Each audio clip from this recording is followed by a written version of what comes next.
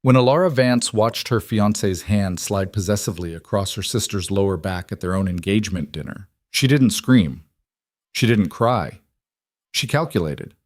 In the 60 seconds it took for betrayal to crystallize into strategy, she made a decision that would either destroy her completely or rebuild her from the ground up. She walked straight to Julian Marrow's older brother, the man everyone feared, and proposed something unthinkable. If you want to see how far ambition, betrayal, and revenge can take one woman, stay until the end. Hit that like button and comment your city so I can see how far this story travels. But the champagne had gone flat an hour ago, but no one seemed to notice. Alara Vance stood near the floor-to-ceiling windows of the Marrow Estate's grand salon, watching her reflection fracture across the glass. Behind her, the engagement party hummed with polite conversation and carefully calibrated laughter. Everything about the evening had been designed to impress. The imported orchids, the string quartet, the guest list that read like a directory of power and old money. She'd spent 3 years building toward this moment, 3 years of being the appropriate girlfriend, the sensible choice. The woman who understood that love was less important than compatibility. Julian Marrow had been clear from the beginning. Their relationship was a strategic alignment. Her architectural firm specialized in historic preservation. His family owned half the notable estates in the region. It made sense on paper. What didn't make sense was the way Julian's hand was currently resting on her younger sister's hip. Alara had noticed it 15 minutes ago, a touch that lasted 3 seconds too long during a conversation about Violet's recent gallery opening. She'd told herself it meant nothing. Sisters hugged their future brothers-in-law. But then she'd seen the way Violet leaned into him, the private smile they'd exchanged when they thought no one was watching, and the way Julian's thumb had traced a small circle against the silk of her dress. The pattern recognition that made Alara exceptional at her job kicked in with brutal efficiency. This wasn't the first time. The lingering glances across Sunday dinners, the way they always volunteered to handle errands together, Violet's sudden interest in Julian's favorite authors, his preferred restaurants, the obscure jazz clubs he frequented. She set her champagne flute on the nearest table and walked toward them with the same measured pace she used when approaching a client. Her heels clicked against the marble floor, a sound that usually announced confidence but currently felt like a countdown. "Violet, Mother's looking for you," Alara said, her voice perfectly modulated. "Something about the photographer wanting family portraits." Violet's hand fell away from Julian's arm a fraction too quickly. "Oh, of course. I'll go find her." She disappeared into the crowd with a grace that had always come naturally to her. Alara had spent her childhood being told she was the smart one while Violet was the beautiful one, as if those qualities existed in opposition and couldn't possibly overlap in a single person. Julian adjusted his cufflinks, a tell Alara had catalogued months ago. He did it when he was about to lie. "Your sister's been incredibly helpful with the foundation gala planning," he said. "I didn't realize she had such a talent for event coordination. I'm sure her talents are multifaceted." The words came out sharper than she'd intended, but Julian either didn't notice or chose not to acknowledge it. He was already scanning the room, probably looking for his next conversation, his next strategic connection. That's what he did. That's what they both did. "I should make the rounds," he said. "Senator Whitmore just arrived, and I promised Father I'd—" "How long?" Julian finally looked at her directly. His expression shifted through several micro-adjustments before settling on confusion. "I'm sorry? How long have you been sleeping with my sister?" The string quartet chose that moment to transition between pieces, and Alara's question hung in the sudden silence like a blade.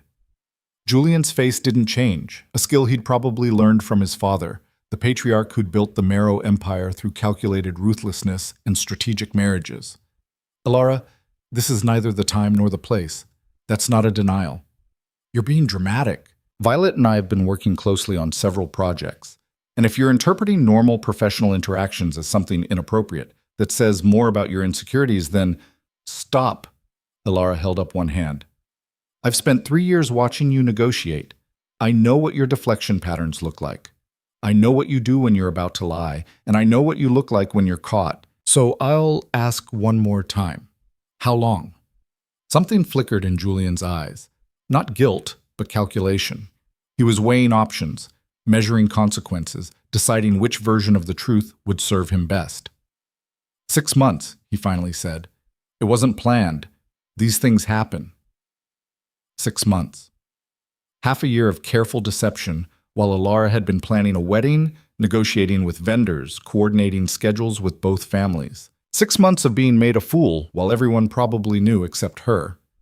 Does she love you? Alara asked. Julian had the decency to look uncomfortable. That's not really... Does she love you, or did you just pick the easier sister? The one who wouldn't ask hard questions or expect you to be anything other than exactly what you are. You're upset, I understand that, but we can discuss this privately. Come to some arrangement. I want you to be honest about one thing. Alara stepped closer, lowering her voice. Did you ever actually intend to marry me? Or was I always just a placeholder until you figured out which option served you better?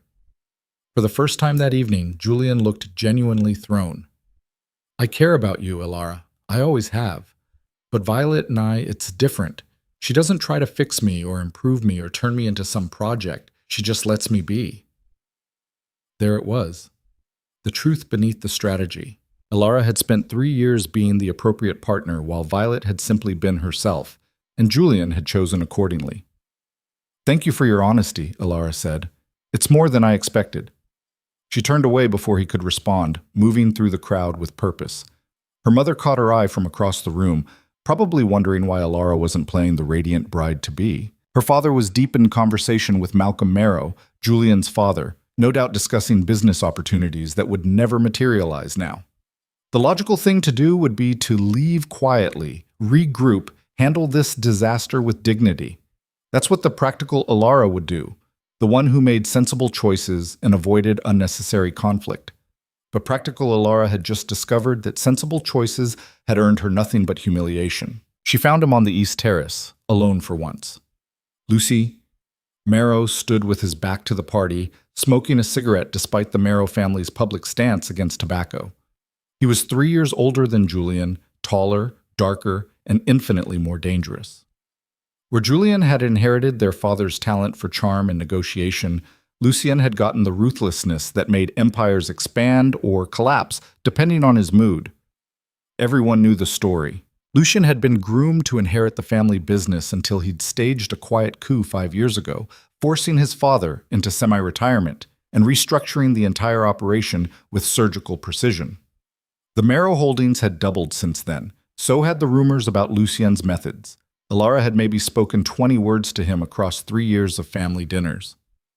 I didn't realize anyone else was hiding out here, she said. Lucien didn't turn around.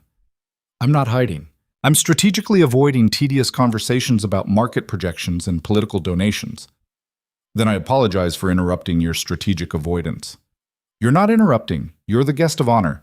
You're supposed to be inside accepting congratulations on your upcoming nuptials to my charming younger brother. There was something in his tone, not quite mockery, but definitely not sincerity. How much do you know? Alara asked. Lucien took a long drag from his cigarette before finally turning to face her. His eyes were the same gray as Julian's, but where Julian's were warm and inviting, Lucien's assessed everything they touched. He was looking at her the way she examined buildings, noting structural weaknesses, calculating load-bearing capacity, determining whether the foundation could support additional weight. I know that Julian makes poor decisions when he's bored, Lucien said. I know your sister is beautiful, available, and apparently lacking in sisterly loyalty. And I know that you're out here instead of in there, which suggests you finally figured out what everyone else realized months ago. The casual confirmation hit harder than Julian's admission. Everyone knew. The entire party probably knew. She'd been performing the role of the happy fiancée while being the only one who didn't understand she was in a farce. You could have told me, Alara said. Why would I do that? Your humiliation doesn't serve my interests. Julian's stupidity doesn't affect me as long as he keeps it away from anything that matters to the business. How remarkably compassionate of you. I'm not compassionate. I'm practical. You should understand that. It's your defining characteristic, according to every conversation I've ever heard about you. Alara is so practical, so sensible, so measured. Like those are virtues instead of just another word for boring. Alara should have been offended, but anger required energy she didn't have. Instead, she felt something click into place. The same clarity she experienced when solving a particularly complex architectural problem. Marry me, she said. Lucian's expression didn't change, but he went very still. Excuse me? Marry me instead of Julian. Tonight if possible, but I understand if you need a few days to handle the logistics. He studied her for a long moment, then crushed his cigarette under his heel. That's a fascinating reaction to discovering your fiancé's infidelity. Most people cry or cause a scene. You're proposing to his brother. I'm being practical, Ilara said. This engagement was always about aligning our family's interests. The business advantages don't change just because Julian decided to pursue a different sister. If anything, marrying you strengthens the arrangement. Your position in the company is more secure, your influence more substantial, and you don't have Julian's inconvenient tendency toward emotional decision-making. Those are excellent reasons for me to marry you. They're not reasons for you to marry me. I spent 3 years building toward a future that just evaporated in the time it took to watch my fiancé touch my sister. I've already sent out the wedding invitations, booked the venue, coordinated with both families. I'm not starting over. I'm not giving everyone the satisfaction of watching me retreat in humiliation. And I'm certainly not letting Violet have the future I planned just because she's better at being uncomplicated. Lucian moved closer, and Ilara fought the urge to step back.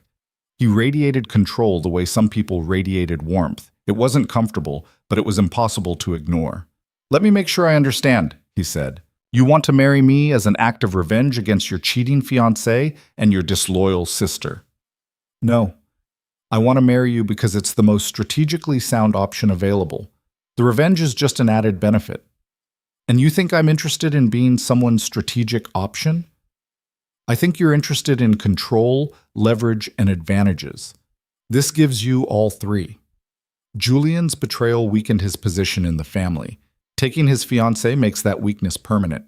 You eliminate a potential rival while gaining a wife who understands how to navigate your world. Everyone wins. Everyone except Julian and Violet. Yes, Ilara said. Everyone except them. Lucian was quiet for long enough that Ilara started to realize how insane this was. She was standing on a terrace proposing marriage to a man who terrified most of the people in his own family, and she had no backup plan if he said no. She had nothing except the burning certainty that she was not going to be the pathetic jilted fiancé, while everyone whispered about how Julian had traded up. I accept, Lucien finally said.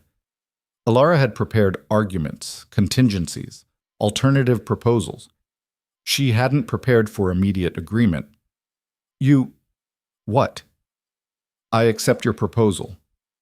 We'll marry as soon as legally possible. I'll have my attorneys handle the paperwork tonight. We'll make the announcement before this party ends. Just like that? No negotiation, no conditions, no... You offered me exactly what I wanted, wrapped in the justification that it's what you needed. The only question is whether you understand what you're actually agreeing to. I'm agreeing to a strategic marriage that serves both our interests. No, Lucian said. You're agreeing to marry someone you don't know, don't trust, and probably don't even like very much. You're choosing certainty over chaos, control over vulnerability. That's fine, I respect it. But don't pretend this is purely strategic when it's really about making sure no one sees you break. The accuracy of that statement should have bothered her more than it did. Does it matter why I'm doing it if the outcome serves us both? Not to me, Lucian said, but it might matter to you eventually, when the revenge stops feeling satisfying and you're still married to me. Then I'll deal with that when it happens. Do we have an agreement or not? Lucian extended his hand, a business gesture, formal and bloodless. Ilara shook it, and his grip was exactly what she expected. Firm, controlled, communicating power without requiring force. We have an agreement, he said. Welcome to the family, Ilara. This should be interesting. He released her hand and pulled out his phone, already making calls. Ilara heard him say something to his attorney about drawing up a marriage contract immediately, something to his assistant about clearing his schedule, something to someone else about making arrangements. This was happening. This was actually happening. Ilara walked back into the party in time to see Julian searching the crowd, probably looking for her. Violet was near the windows where Ilara had been standing earlier, talking to their mother. Neither of them had noticed her yet. Lucian appeared beside her, slipping his phone into his jacket pocket. Ready? No, but I'm doing it anyway. Good. Fear keeps you sharp. He walked toward the small raised platform where the string quartet played, making his way through the crowd with the kind of presence that made people step aside without being asked. Alara followed, her heart hammering against her ribs. This was insane. This was possibly the worst decision she'd ever made. But it was her decision, not something that happened to her while she stood by being practical and sensible and appropriate. Lucien picked up a champagne flute and tapped it with a fork, the sharp chime cutting through the conversation. The crowd quieted, turning toward him with the kind of attention he commanded without effort. "Thank you all for joining us this evening," Lucien said, his voice carrying across the salon. "I'm afraid we have an announcement that will change the nature of tonight's celebration." Julian had pushed through the crowd now, standing near the front with an expression Alara couldn't quite read. Violet was pale, clutching their mother's arm. Malcolm Marrow stood near the bar, looking between his sons with narrowed eyes. "Alara Vance and I will be getting married," Lucien Tontbalchin continued. "The engagement between Alara and my brother Julian is dissolved effective immediately. We appreciate your understanding as we navigate this transition." The silence that followed was total. Even the quartet had stopped playing. Then the room erupted, people talking over each other, demanding explanations. Julian pushing forward, his face red. Malcolm Marrow's voice cutting through the chaos. "Lucien, what the hell is this?" But Alara was watching Violet, whose face had gone from pale to stricken. In that moment, Alara saw something that shifted everything. Violet looked devastated. Not embarrassed or guilty or caught. Devastated. She'd actually loved him. This wasn't just an affair or a betrayal of convenience. Violet had fallen in love with Julian, and now she was watching that future evaporate the same way Alara's had minutes earlier. The satisfaction Alara expected to feel didn't come. Instead, there was just a hollow certainty that she'd set something in motion that was going to hurt everyone, including herself. Lucien appeared at her side, his hand settling on her lower back, a gesture of possession that the entire room registered instantly.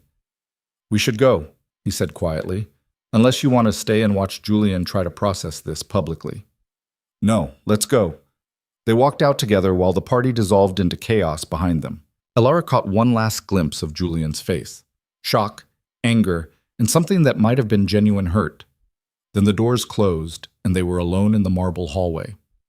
"Well," Lucien said, "that went better than expected." Better? They looked ready to riot. Exactly. Controlled chaos is better than controlled composure. Now everyone's too busy processing the scandal to ask intelligent questions about our motives. He was already strategizing, already 3 steps ahead. This was the man she had just agreed to marry. Someone who thought about chaos the way she thought about load-bearing walls and structural integrity. "I need to know something," Alara said. "Did you know this was going to happen?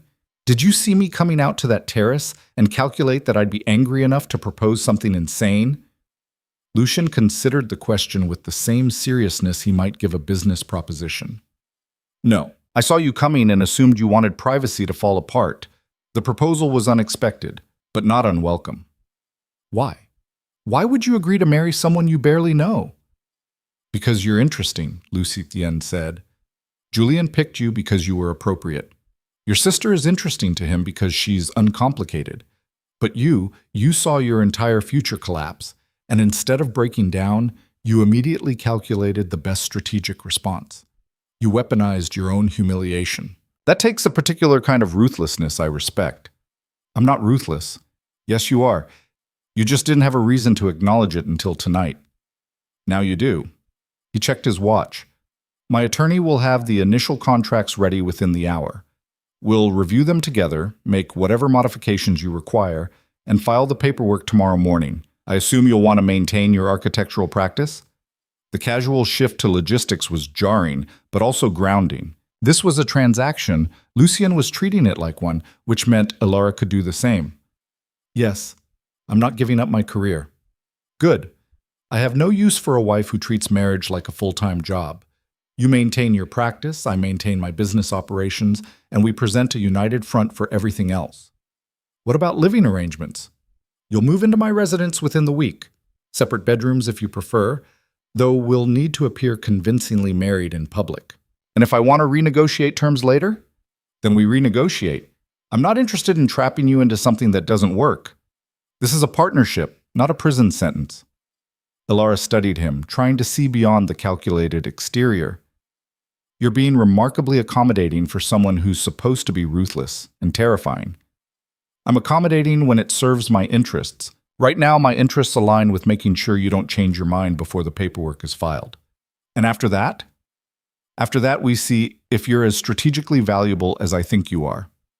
It wasn't romantic, it wasn't even particularly kind, but it was honest in a way that Julian had never been, and Ilara found herself oddly grateful for that. I should go home, she said. Deal with my family, figure out what comes next. I'll have someone drive you. And Ilara? Lucian waited until she met his eyes. Whatever happens from here, you can't take this back. Once we file that paperwork, you're committed. Make sure you actually want this before tomorrow morning. I want this. You want revenge. There's a difference. Maybe they're the same thing. Lucian smiled, a sharp, dangerous expression that reminded Ilara exactly who she was dealing with. Then we're going to get along perfectly. He arranged for a driver, and Ilara spent the car ride home staring out the window at the city lights. Her phone was vibrating constantly, messages from her mother, her father, friends who'd been at the party. She ignored all of them. When she finally walked into her apartment, the silence was absolute. No Julian's things scattered around, no plans to review for the wedding, just empty space and the consequences of a decision she'd made in anger. Ilara poured herself a glass of wine and sat on the couch, waiting to feel regret. It didn't come. What came instead was a strange, sharp clarity. For 3 years, she'd built her life around being the appropriate choice for Julian Marrow. She'd modified her behavior, calibrated her responses, presented a version of herself that fit seamlessly into his world. And in the end, it hadn't mattered. He'd still chosen someone else. But Lucian hadn't chosen her because she was appropriate. He'd chosen her because she'd walked up to him and demanded an alternative that served them both. He'd seen her at her angriest and most calculating, and he'd said yes anyway. Her phone buzzed again. This time it was Violet. Please call me. I can explain everything. It wasn't supposed to happen like this. Ilara deleted the message without responding. Tomorrow morning, she'd sign contracts that would make her Lucian Marrow's wife. She'd walk away from the future she'd planned and step into something completely unknown. It was possibly the least practical decision she'd ever made, but it was entirely hers. And right now, that felt like enough. The marriage license was filed at 8:30 the following morning. Ilara signed her name 3 times while a court clerk, who looked barely old enough to vote, processed the paperwork with bureaucratic indifference. Lucian stood beside her in the same suit he'd worn to the engagement party, looking like he hadn't slept but somehow still managed to appear completely in control. That's it, the clerk said, stamping the final document. You're legally married, congratulations. Ilara stared at the paper, at her signature next to Lucian's, at the official seal that made this irreversible. 72 hours ago, she'd been planning a wedding to Julian. Now she was married to his brother, and the whole thing had taken less time than her usual morning coffee routine. Thank you, Lucian said to the clerk, already moving toward the exit. Outside, the morning was overcast and cold. Ilara pulled her coat tighter and followed Lucian to where his car waited at the curb, a black sedan with tinted windows and a driver who didn't make eye contact. I need to stop by my office, Lucian said as they pulled into traffic. Sign some documents that can't wait. You're welcome to come with me, or I can have Marcus take you wherever you need to go. I'll come with you.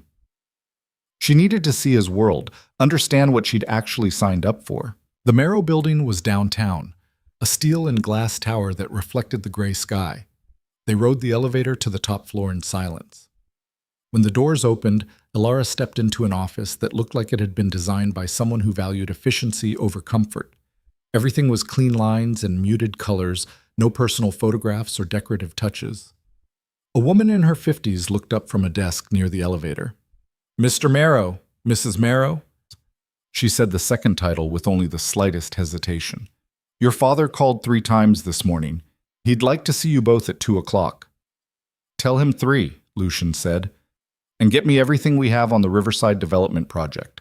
All contracts, all correspondence, everything.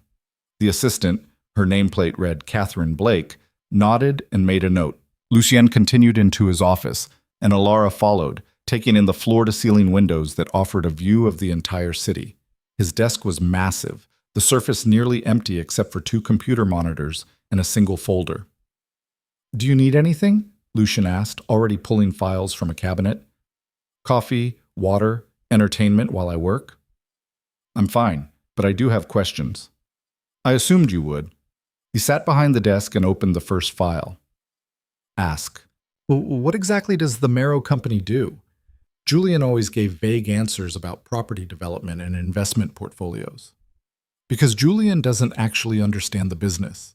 He knows the public-facing parts, the charitable foundations, the social connections, the networking events that he's good at attending. But the real work is property acquisition, development rights, zoning negotiations, and turning undervalued assets into profitable enterprises. "And your father just let you take over all of that?" "He didn't let me. I forced him out when it became clear he was making decisions based on legacy instead of logic. He wanted to maintain the family's historical properties even when they were bleeding money. I wanted to build something sustainable." Alara moved closer to the desk, looking at the documents he was reviewing. They were contracts for something called the Riverside Project, pages of legal language about development rights and zoning variances. "What's Riverside?" she asked. "A neighborhood on the east side that's been declining for 20 years. The city wants to revitalize it, but they don't have the capital or expertise. We're offering both in exchange for favorable development terms." "Which means you're buying up properties before the values increase." "Yes, it's legal, profitable, and provides housing that the area needs. Everyone wins. Except the people who get priced out when property values increase." Lucian looked up from the contract.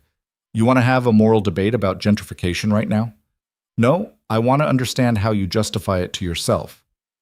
"I don't need to justify it. The properties we're acquiring are abandoned or condemned. We're not displacing anyone. We're creating value where there was none. If you have a problem with that, we should probably discuss it now before you're more deeply involved." Alara studied the contract, noting the clauses about affordable housing requirements and community investment funds. "You're including provisions for low-income units." "Yes, it's good business and good politics. The City Council approves our projects faster when we include community benefits. So it's strategic compassion. Everything I do is strategic. You knew that when you proposed." He wasn't wrong. Alara had chosen this specifically because Lucian didn't pretend to be anything other than what he was.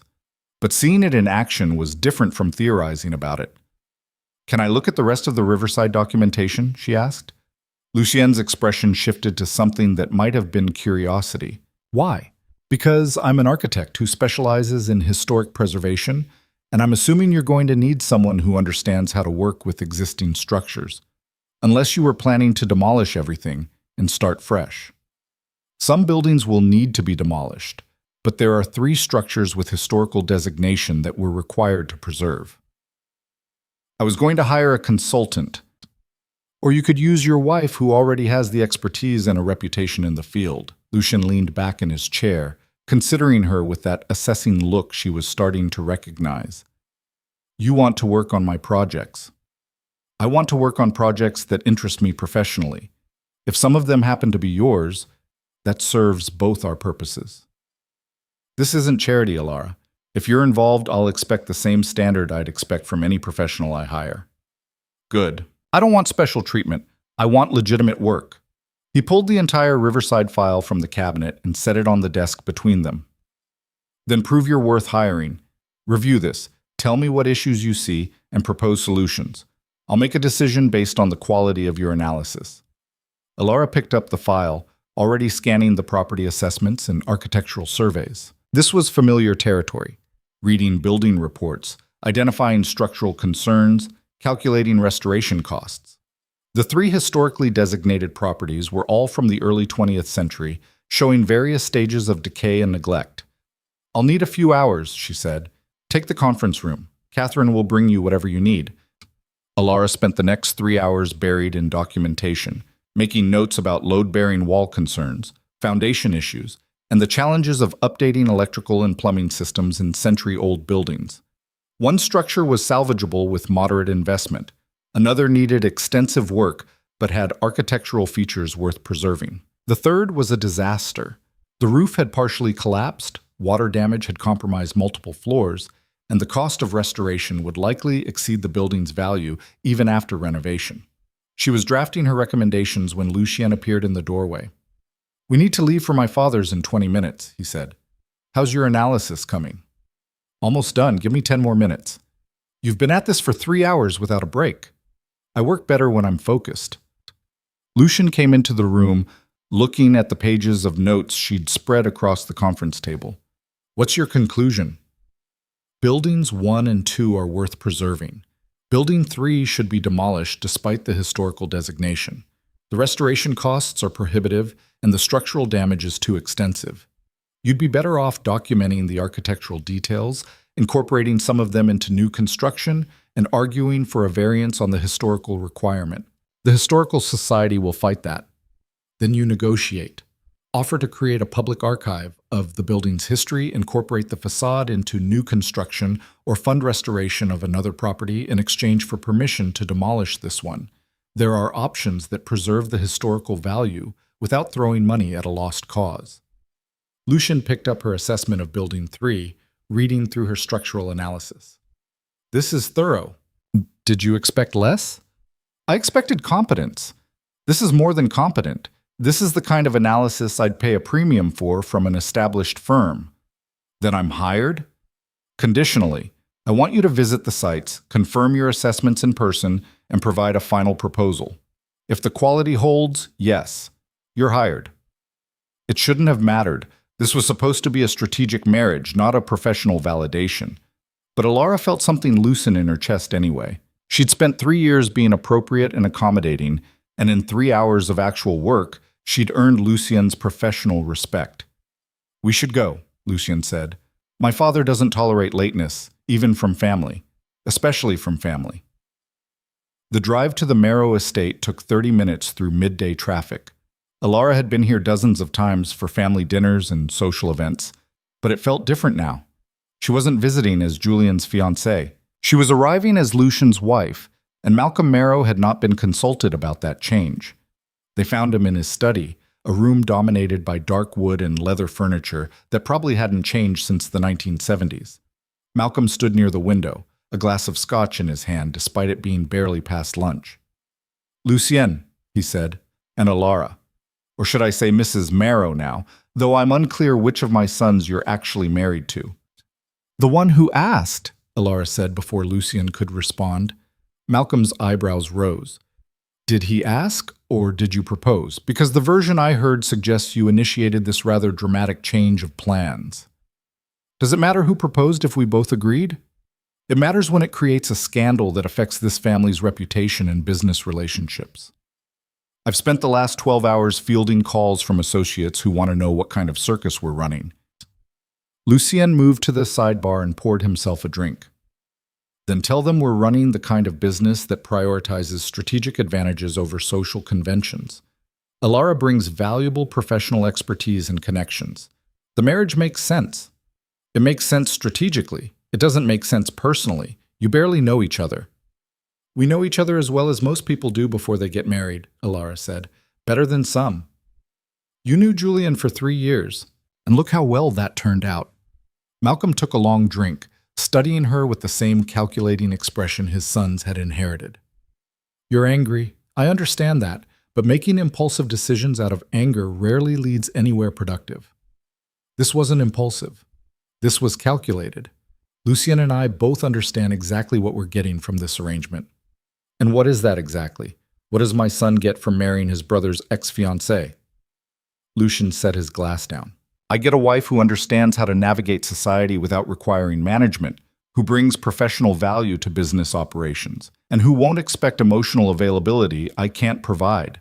What Alara gets is a marriage that won't disappoint her by pretending to be something it isn't." The brutal honesty of that statement hung in the air. Malcolm looked between them, something shifting in his expression. "You're serious about this," he said. "This isn't some revenge plot or temporary arrangement."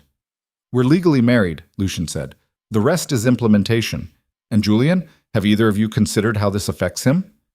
"Julian made his choices," Alara said. "He's dealing with the consequences. That's not my concern anymore."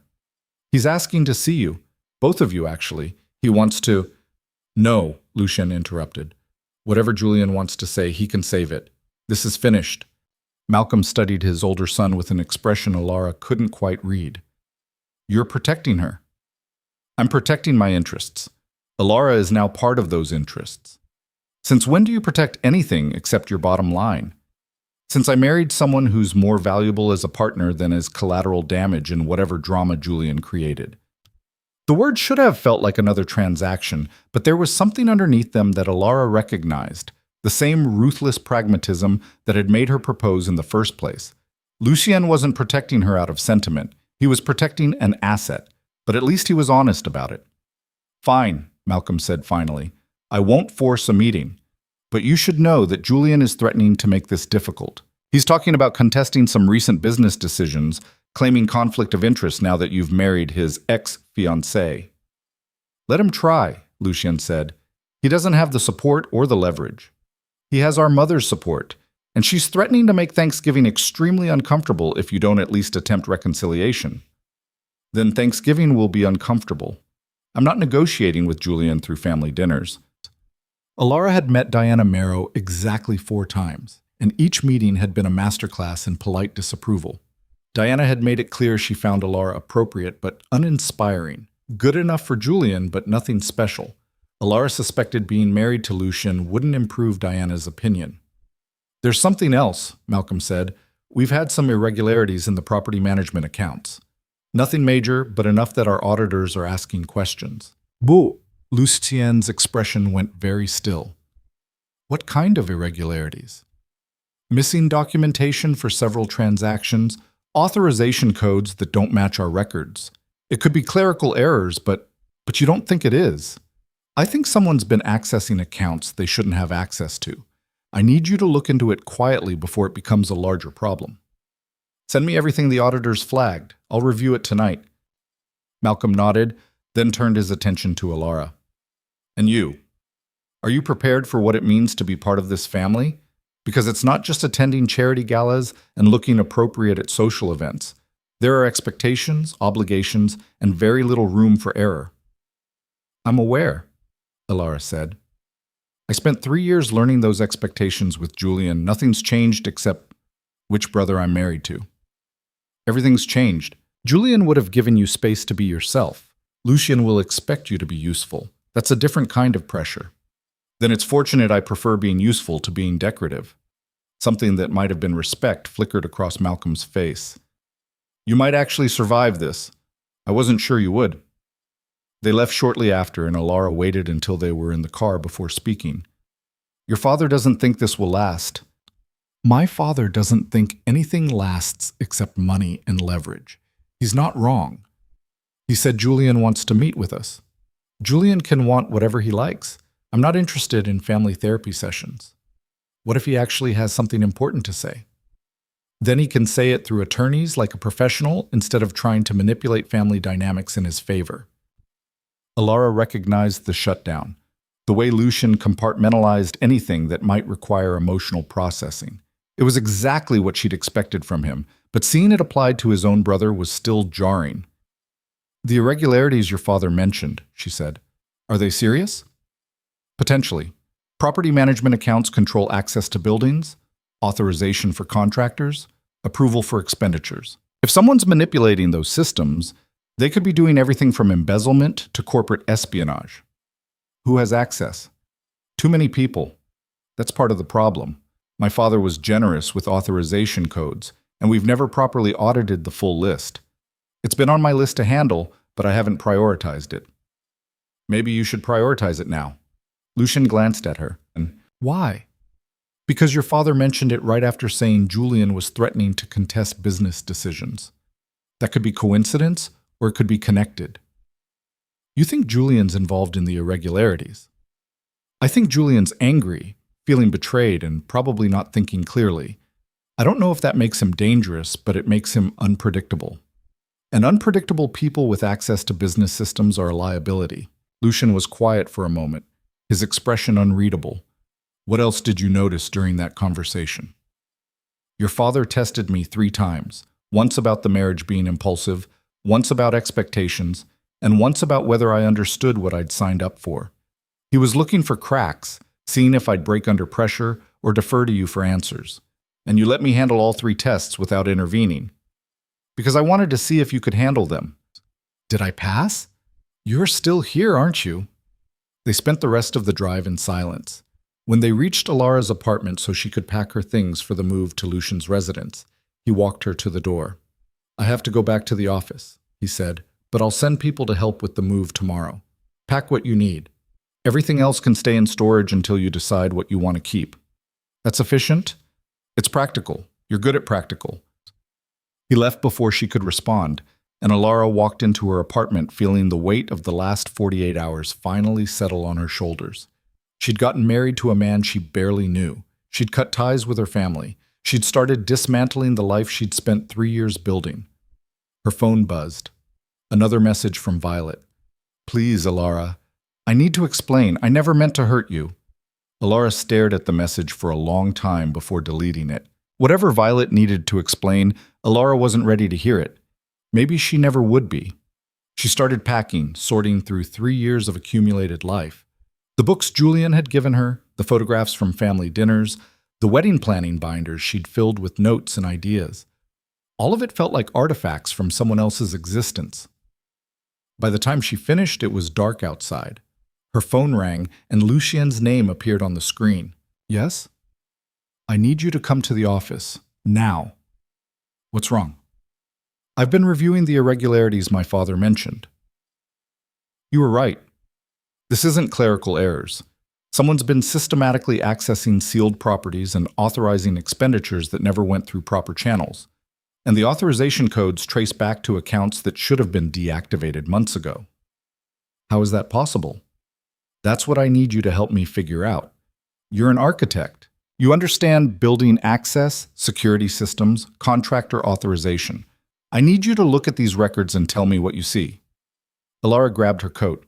I'll be there in 20 minutes. The office was mostly empty when she arrived, just a few scattered employees working late. Lucien's office was a disaster. Files spread across every surface, multiple screens showing spreadsheets and database records. A timeline sketched on the whiteboard behind his desk. Show me what you found, Alara said. Lucien pulled up a spreadsheet. These are properties we've acquired in the last 6 months. 15 buildings, all scheduled for renovation or demolition. Standard procedure is to seal them, cut utilities, and restrict access to approved contractors only. But someone's been accessing them anyway. Yes. Look at these authorization codes. He highlighted a column of numbers. These should have been deactivated after the properties were sealed, but they're showing active use. Door access, security system overrides, contractor approvals for work we never commissioned. Alara studied the records, her architect's brain automatically cataloging patterns. These aren't random. Look at the timing. Every access happens on weekends or after business hours. And the properties all have something in common. They're all in the Riverside development area. Lucien went very still. How did you see that? Because I spent 3 hours this afternoon reviewing Riverside properties. These addresses are familiar. Someone's using our acquisition of these buildings as cover for something else. For what? I don't know yet, but unauthorized contractor work in sealed buildings could mean anything from theft to illegal dumping to corporate espionage, Lucien finished. Someone documenting our development plans before they're public, or setting up the buildings themselves for something. Do we have security footage? Most of these properties don't have functioning security systems. That's why we seal them physically, rather than relying on electronic monitoring. Alara pulled up the property addresses on a map, marking each one. Can you get me the building access logs? The physical ones, not just the digital authorization codes. Lucien made a call, and 20 minutes later, Catherine appeared with a box of physical logs, handwritten records from security companies that managed the properties before acquisition. They spent the next 2 hours cross-referencing digital records with physical logs, and the pattern became clear. Someone had been accessing buildings during the transition period between acquisition and sealing, using authorization codes that should have expired but somehow remained active. This is sophisticated, Alara said. Whoever's doing this understands your systems well enough to exploit the gaps. Which means it's someone internal, someone with access to our acquisition schedules and authorization protocols. How many people have that kind of access? Maybe 20, Department heads, senior project managers, and family, Alara said quietly. Lucien's expression went cold. Yes, and family. They looked at each other across the desk, both understanding what that meant. Julian had access to everything. So did Malcolm. So did Diana, technically, though she'd never shown interest in the operational side of the business. We need more evidence before we start accusing people, Alara said, especially family. Agreed. But we also need to stop whatever's happening before it gets worse. I can visit the properties, do architectural assessments, document what's actually there versus what should be there. If someone's using the buildings for something, I'll find evidence. That could be dangerous if someone realizes you're looking. Then I'll be careful, but I'm not going to sit back while someone sabotages your business. Our business now, technically. Lucien studied her for a long moment. You're taking this personally. Someone's using architectural access as a weapon. That's my field. They made it personal when they brought buildings into it. That's not the only reason. He was right, but Alara wasn't ready to examine her other motivations. She'd married Lucien strategically, but somewhere in the last 48 hours, his problems had become her problems. Not because she loved him or felt some deep emotional connection, but because they were partners now. And partners protected each other's interests. Does it matter why I'm invested as long as I'm useful? She asked. No, but it matters if you're taking risks because you're trying to prove something instead of because it's strategic. I'm an architect investigating buildings. That's literally my job. How is that taking risks? Because whoever's behind this has been operating for months without detection. If they realize you're looking, they'll either cover their tracks or eliminate the threat. You need to understand that before you start poking around. I understand. I'll be careful. Lucien didn't look convinced, but he nodded. Start with the building you recommended for demolition. If someone's using that property for something illicit, the structural damage provides good cover. No one questions why someone's accessing a building that's scheduled to be torn down anyway. Alara made notes, already planning her approach. She'd need proper documentation, safety equipment, maybe a contractor as cover for the visit. This was familiar territory: building assessments, structural analysis, documentation protocols. She could do this.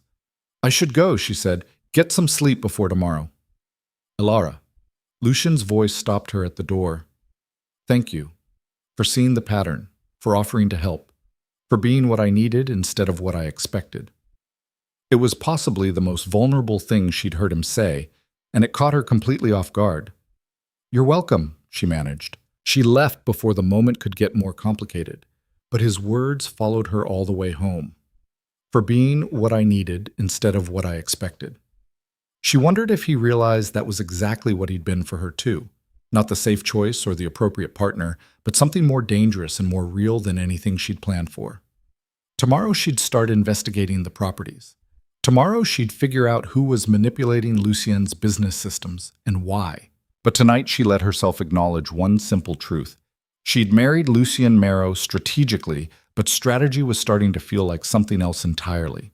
Something she wasn't quite ready to name. The building on Riverside Avenue looked worse in person than it had in the photographs. Alara stood across the street, studying the collapsed section of roof and the boards covering the ground floor windows. The property assessment had listed it as structurally compromised, but she hadn't fully appreciated what that meant until now. This wasn't a building waiting for renovation. This was a disaster waiting to happen to anyone stupid enough to go inside. She checked her phone. The contractor she'd hired as cover was 20 minutes late, which meant she was standing alone on a mostly abandoned street in a neighborhood that made her instinctively check where her car was parked. The morning was cold and gray, threatening rain, and Alara was starting to question whether architectural investigation was actually her smartest career move. A truck pulled up, and a man in his 50s climbed out, looking at the building with the expression of someone who'd seen too many lost causes. "You're Alara Vance?" he asked. "Alara Marrow now. You must be Tom." "Tom Chen. And I'm going to tell you the same thing I told your office when they called. This building shouldn't be accessed without a full structural engineering team and probably some heavy equipment on standby. The roof's gone, the second floor is questionable, and I'm not convinced the walls are load-bearing anymore. I understand the risks. I just need to document what's here before we make final demolition decisions." Tom pulled a hard hat from his truck and handed it to her. "Then we're going to be extremely careful and extremely fast. We document what we can see from the ground floor. We don't touch anything. And if I say we leave immediately. Understood? Understood. They approached the building together, and Tom used bolt cutters on the chain securing the front entrance. The door swung open with a groan that sounded like the building was protesting their arrival. Inside, the damage was worse. Water had destroyed most of the interior walls, the floor was littered with debris, and daylight showed through multiple gaps in the ceiling where the roof had given way. "Stay close to the walls," Tom said. "The center of the floor is compromised." Alara pulled out her camera and started documenting everything: the water damage patterns, the structural failures, the way the building had deteriorated from neglect and weather exposure. She was focused on photographing a collapsed ceiling beam when she noticed something that didn't fit the pattern. "Tom, look at this." He came over, following her gaze to a section of wall where the water damage was less severe. Someone had installed new drywall recently. The seams were clean, the surface unmarked by the water stains covering everything else. "That's fresh," Tom said. "Within the last few months, maybe." Why would someone install new drywall in a building scheduled for demolition? They wouldn't unless they were covering something. Alara moved closer, running her hand along the edge of the new section. It was approximately 6 feet wide and ran from floor to ceiling, positioned in what had probably been a closet or utility space. "Can we see what's behind it?" she asked. "Not without equipment, and not without knowing whether removing that section compromises what's left of the structural integrity." Alara photographed the wall from multiple angles, noting the precise measurements and location. This was evidence of something, though she wasn't sure what yet. She continued documenting the rest of the ground floor, finding 2 more sections of recent construction: a reinforced door frame that looked completely out of place among the decay, and a section of flooring that had been replaced with newer material. "Someone's been working in here," Tom said, "recently and without permits, because any legitimate contractor would have flagged the structural issues immediately." "Can you tell what they were doing?" "Not without more investigation. But my professional opinion? This looks like someone was creating secure storage or hiding something. The reinforced door frame, the new walls, the replaced flooring, that's not random repair work. That's intentional construction." Alara's phone buzzed, a message from Lucien. "Any progress?" She typed back. "Found evidence of recent unauthorized construction. New walls, reinforced doors. Someone's using this building for something." His response came immediately. "Get out of there. Now." Before she could respond, she heard it. The sound of a vehicle pulling up outside, doors slamming, voices. Tom heard it too. "That's not your office, is it?" he asked quietly. "No." They moved toward the back of the building, trying to stay quiet. Alara heard the front door open, heard footsteps on the damaged floor, heard a man's voice saying something she couldn't quite make out. Tom grabbed her arm and pulled her toward what had probably been a kitchen, pointing to a door that led to the alley behind the building. They slipped through just as the voices got closer, and Alara caught a glimpse of 2 men in the hallway, both wearing contractor gear but moving with purpose that suggested they weren't here for legitimate work. They made it to Tom's truck without being seen, and he drove 3 blocks before either of them spoke. "What the hell did we just walk into?" Tom asked. "I don't know, but whoever those men were, they weren't expecting anyone to be there." "Do we call the police?" Alara considered it. Trespassing, unauthorized construction, possible illegal storage, all of it was police territory. But if this was connected to the irregularities in the Marrow accounts, involving the authorities now might compromise the investigation before they understood the full scope. "Not yet," she said. "I need to talk to my husband first." Tom dropped her at her car, and Alara drove straight to Lucien's office, her hand shaking slightly on the steering wheel. She'd thought she was investigating accounting irregularities and maybe some corporate espionage. She hadn't expected to find evidence of actual criminal activity or to nearly run into the people committing it. Lucien was on a call when she arrived, but he ended it the moment he saw her face. What happened? She told him everything: the new construction, the reinforced doors, the men who'd shown up while they were documenting the building. Lucien listened without interrupting, his expression getting progressively darker. "You should have left the moment you found the new construction," he said when she finished. "I needed to document it. We needed evidence." "Evidence doesn't matter if you get hurt obtaining it. Do you understand how dangerous this could have been if those men had found you?" "But they didn't, and now we know for certain that someone's using your properties for illegal activity. That's more than we had this morning. Lucian stood and walked to the window, his back rigid. I'm pulling you from this investigation. It's too dangerous. You can't pull me from something I chose to do. I can when it's my business and my liability. You're my wife now, Ilara. If something happens to you because of this investigation, that's on me. I'm not your liability. I'm your partner. There's a difference. He turned to face her. Partners don't take unnecessary risks. And husbands don't get to make unilateral decisions about what their wives can and can't do. I'm an architect investigating buildings. This is literally what I'm qualified to do. Oh, you're qualified to assess structural integrity, not to confront criminals using our properties for whatever the hell they're doing. Then help me figure out what they're doing instead of trying to bench me because you're worried. We're better working together than we are if you're trying to protect me by keeping me out of it. Lucien was quiet for a long moment, and Ilara could see him working through the calculation, his need for control versus the reality that she had valuable information and skills he couldn't replicate. Fine, he said finally, but we do this my way.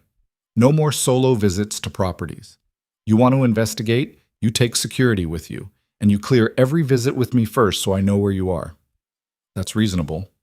And you stop pretending this is purely professional interest. You're invested in this personally, and that makes you careless.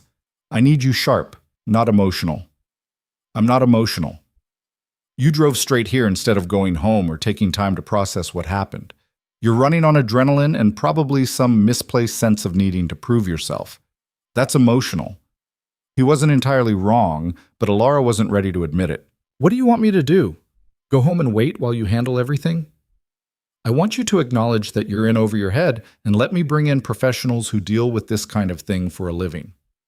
What kind of professionals? The kind who investigate corporate fraud and criminal activity without getting killed in the process. Ilara sat down, feeling the adrenaline finally start to drain and leave exhaustion in its wake. Lucien was right about one thing. She'd been operating on emotion since finding the new construction. The fear of being caught, the rush of discovering evidence, the need to prove she was valuable beyond just being strategically convenient. I'm sorry, she said. You're right. I should have been more careful. Lucien's expression softened fractionally. You found evidence we needed. You did good work. But I can't have you taking risks like that again. I need you in one piece. Because I'm useful to the investigation. Because you're my wife. And despite what you might think, that actually matters to me.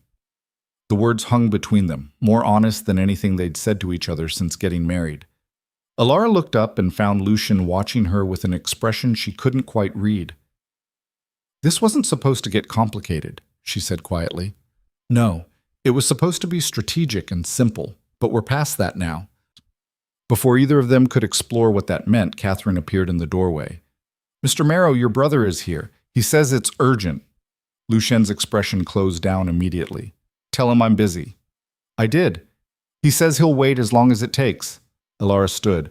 I should go. No, Lucien said. Stay. Whatever Julien wants to say, he can say it in front of both of us. Julien walked in looking like he hadn't slept in days. His suit was rumpled, his hair uncombed, and there was something wild in his eyes that Ilara had never seen before. This wasn't the calculated charmer she'd spent 3 years with. This was someone pushed past their limits. Lucien, Julien said, then saw Ilara and stopped. Both of you. Good. I need to talk to both of you. Then talk, Lucien said. Not here, somewhere private, somewhere Father's people can't monitor. Father's people don't monitor my office. Are you sure about that? Are you really sure that everything happening in this company is above board and transparent? Lucien's expression went very still. What are you talking about? I'm talking about accounts that don't reconcile, access codes that shouldn't exist, properties being used for purposes that have nothing to do with development. I'm talking about someone running a parallel operation inside the Marrow Company, and I think I know who. Ilara felt her pulse spike. Julien was talking about the same irregularities they'd been investigating, which meant either he was involved in trying to deflect suspicion, or he'd been investigating independently and reached his own conclusions. Why should we believe anything you say? Lucien asked. You've spent the last week threatening to contest my business decisions and trying to turn family against me. Because I'm not the one you should be worried about. Julian pulled a folder from his jacket and set it on Lucian's desk. I've been tracking the irregularities for months. I thought maybe you were aware and just keeping it quiet, but then you married Alara and I realized you had no idea what was happening in your own company. Lucian opened the folder, and Alara moved to look over his shoulder. Inside were printouts of account statements, authorization logs, and property access records, all documenting the same pattern she and Lucian had found, but going back much further. How long have you known about this? Lucian asked. 6 months, maybe longer. I started noticing discrepancies in the Riverside accounts and started digging. The more I looked, the worse it got. And you didn't think to tell anyone? I was trying to figure out who was responsible before I accused anyone. Do you have any idea what happens if you accuse the wrong person in this family? Father would have destroyed me for creating internal conflict without proof. So instead you started an affair with my fiancée and let me think you were just being careless? Julian flinched. The thing with Violet, that wasn't planned. It just happened, and I know that's not an excuse. I hurt Alara, and I'm sorry for that. But this is bigger than my personal mistakes. Someone's using our properties for criminal activity, and I think it's Father. The accusation landed like a bomb. Alara felt Lucien go rigid beside her. That's a serious claim, Lucien said quietly. I know. That's why I needed to be sure before I said anything. But look at the patterns. Julian pointed to specific entries in the documentation. The authorization codes trace back to master accounts that only Father has access to. The timing of the property access correlates with Father's travel schedule, and the buildings being used are all ones Father specifically wanted to keep, but you forced him to put into the Riverside development. Alara studied the records, seeing what Julian was pointing to. The pattern was there, but it was also circumstantial. Master account access didn't prove Malcolm was personally involved. He could have delegated those codes to someone else, or they could have been compromised. This doesn't prove Father's involvement, she said. It proves someone with access to his codes is involved. Julian turned to her, and his expression was complex. Regret, frustration, and something that might have been respect. You're right, which is why I need access to the properties themselves, physical evidence that links the activity back to whoever's running this operation. You can't access those properties, Lucien said. Your authorization was revoked after you married Alara. Yes, I know. That's why I need your help. The request hung in the air. Julian was asking his brother to trust him after everything that had happened, to work together despite the personal betrayal, because the threat to the company was more important than their family drama. Why now? Alara asked. You've been investigating for months. Why bring this to Lucien now? Because someone tried to run me off the road last night. My car's totaled, and I barely made it out without serious injury. Whoever's behind this knows I'm investigating, and they're not subtle about making me stop. Lucien's expression shifted to something dangerous. You should have led with that. I'm leading with it now. Someone in this company is willing to commit assault to protect whatever operation they're running. That's not corporate espionage or embezzlement, that's organized crime. Alara felt the pieces clicking together in her mind. The sophisticated access patterns, the recent construction in sealed buildings, the willingness to use violence to protect the operation. This wasn't just someone skimming money or stealing development plans. This was something bigger. We need to call the police, she said. No, both brothers said simultaneously. If we involve law enforcement now, whoever's running this operation will destroy the evidence and disappear, Lucien said. We need to understand the full scope before we bring in outside authorities. And we need to make sure we're not accusing the wrong people, Julian added. If Father's not involved and we drag him into a criminal investigation, it destroys the company regardless of what we find. They were both right, but Alara hated it. Someone had tried to kill Julian. Someone was using Marrow properties for illegal activity, and they were talking about protecting family reputation instead of stopping criminals. What do you want from us? Lucien asked Julian. Access to the properties, your security team, and Alara's architectural expertise to help document what we find. Absolutely not, Lucien said immediately. Alara's not going anywhere near this investigation if someone's willing to commit attempted murder.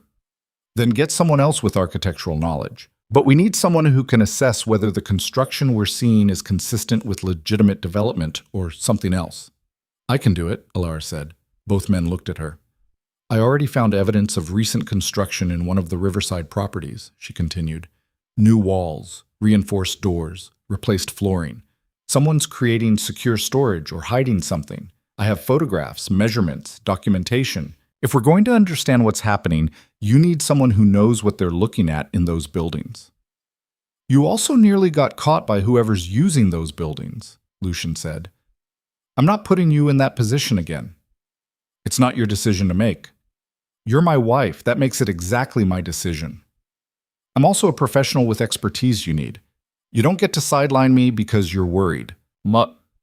Julian watched them argue with an expression that was hard to read. You two are actually married. I wasn't sure if it was just a power play, but you're really doing this. We're really doing this, Elara said, which means I have as much stake in protecting this company as either of you. More, actually, because my professional reputation is now tied to the Marrow name. If this company goes down, I go down with it. Lucian looked like he wanted to argue more, but Julian cut in. She's right. We need her expertise, and we need to move fast. Whoever tried to run me off the road knows I'm getting close to something. They'll either destroy evidence or come after me again. We don't have time for family arguments about who gets to participate. Lucian was quiet for a long moment, clearly calculating options and outcomes.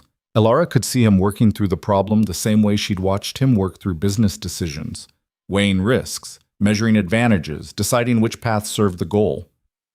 Fine, he said finally. But we do this together. All three of us, with security backup, and we go to properties that haven't shown recent activity first. We build a pattern, we document everything, and we don't confront anyone until we have proof we can take to authorities. Agreed, Julian said. They spent the next hour planning the investigation. Which properties to visit, what to look for, how to document everything without alerting whoever was running the operation. Julian had a list of 7 buildings showing irregular activity. Elara had already visited 1. That left 6 more to assess. We start tomorrow, Lucian said. Early morning, before most contractor activity starts. Julian, you'll stay with us tonight. If someone's targeting you, you're not safe alone. Julian looked surprised. You're offering me protection? I'm protecting a witness who has information about crimes affecting my business. Don't make it more than it is. But Elara could see something underneath Lucian's sharp tone. Genuine concern for his brother's safety, maybe even the beginning of reconciliation. It wasn't forgiveness, but it was practical cooperation, which was the closest thing to affection the Marrow brothers seemed capable of. Her phone buzzed. A message from an unknown number. Stop investigating or the next accident won't be an accident. Elara showed it to Lucian, and she watched his expression go absolutely cold. They're watching us, he said quietly. They know we're working together now. How? Julian asked. We've been careful. Not careful enough, apparently. Lucian pulled out his phone.